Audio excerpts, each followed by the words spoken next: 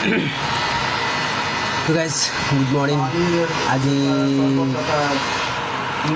Salon আহিছোঁ, চুলি কাটিবৰ কাৰণে অহা নাই, চুলি কাটি আছে।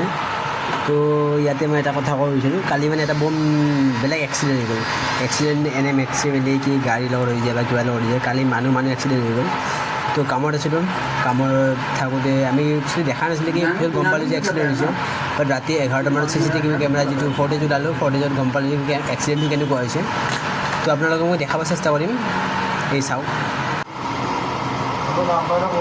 দেখিব পাৰিছে প্ৰথম বেলেগে ফটেজৰ পৰা চাওক, লাগিলে ইয়াৰ পৰা ভালকৈ ফটেজটো দেখা নাই, বৰ বেয়াকৈ দেখাইছে, কিন্তু সেইফালে পৰি আছে এইটো চাইডে, যিটো বাস্কেটটো পৰিছে তাৰ ওচৰত।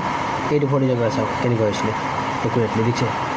কিন্তু কমপ্লিট এইটো একচুৱেলি মুচু ফাটি গ'লে হয়, কিন্তু বাচি গৈছে সি, তাৰ হাতৰ চাল চাল গৈছে, অলপ বেছিকৈ দুখ পাইছে। এইটো হৈ গ'ল নব, সি স্কুলতে সি ৰূপম, তাৰ গাল ফুলি গৈছে, মই দেখাই আছোঁ।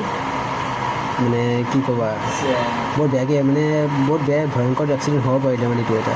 এই দেখিছেনে ইয়াত পূৰা গালটো পূৰা ফুলি গৈছে, এইখিনি হাড়দি ফুলি গৈছে, কি ক'ব আৰু।